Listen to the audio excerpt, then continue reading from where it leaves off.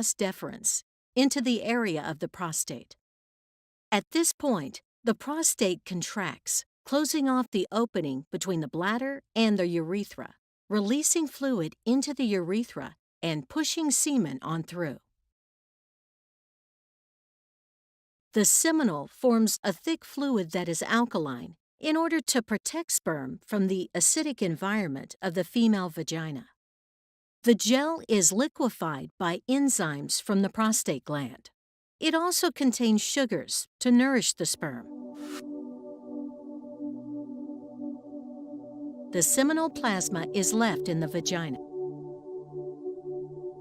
Sperm use their tails to swim through the layers of cervical mucus that guard the entrance to the uterus. During ovulation, this barrier becomes thinner and changes its acidity, creating a friendlier environment for the sperm. On the other side, after releasing the egg, at about day 14 of the period, the egg arrives at a specific portion of the tube called the ampular isthmic junction. It rests for another 30 hours. Fertilization occurs in this portion of the tube.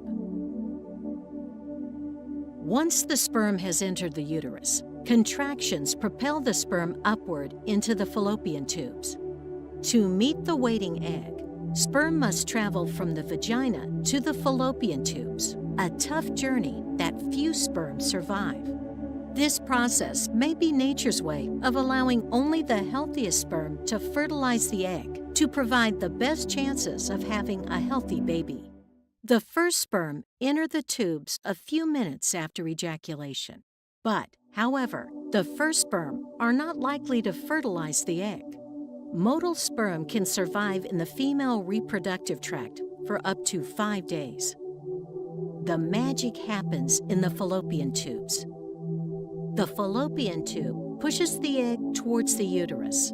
Cilia push the sperm towards the egg. Also, the surrounding cells of the egg produce a chemical that attracts sperm.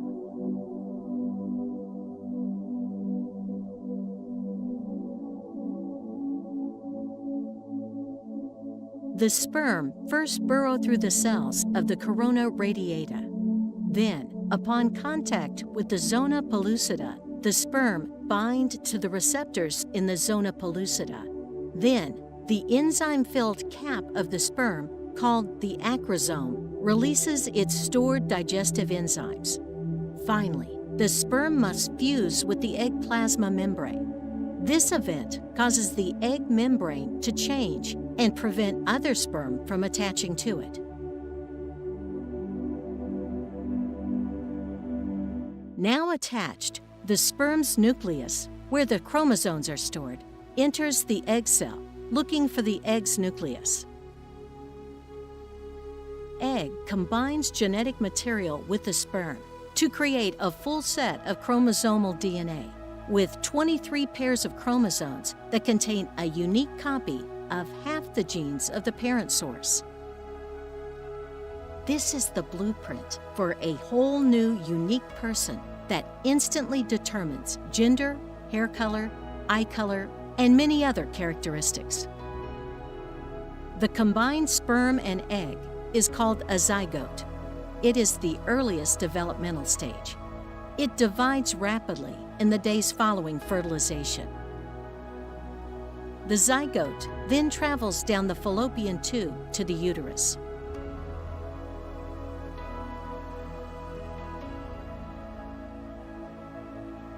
After fertilization, the zygote continues to divide and morph into a blastocyst ball of 16 cells, approximately 5 to 6 days after fertilization. It is smaller than the tip of a ballpoint pen. Only 20% to 30% of fertilized eggs will reach the blastocyst stage. Embryos that survive this stage of development have a high implantation potential once transferred into the uterine cavity. The blastocyst hatches out of its shell and burrow into the uterine wall, endometrium, which serves as the source of oxygen and nutrients.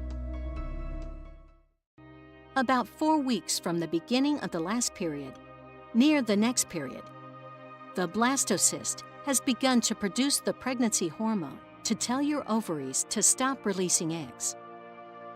From then on, the menstrual cycle pauses.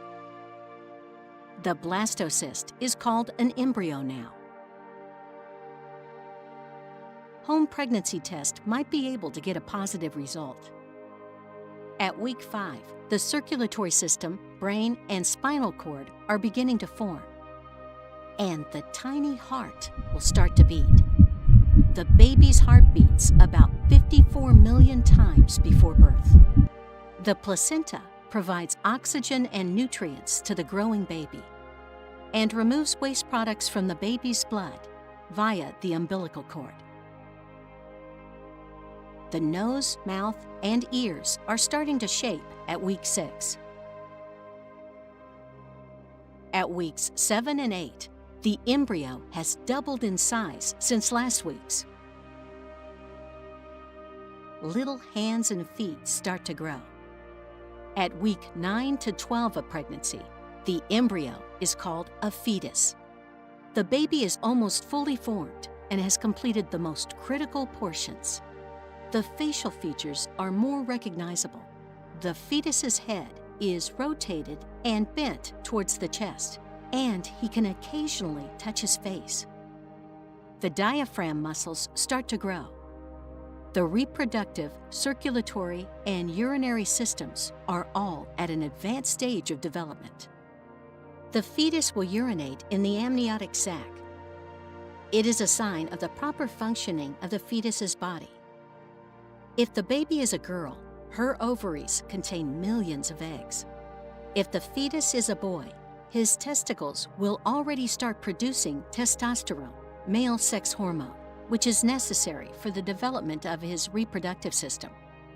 She or he is about 5 centimeters in size and 14 grams in weight.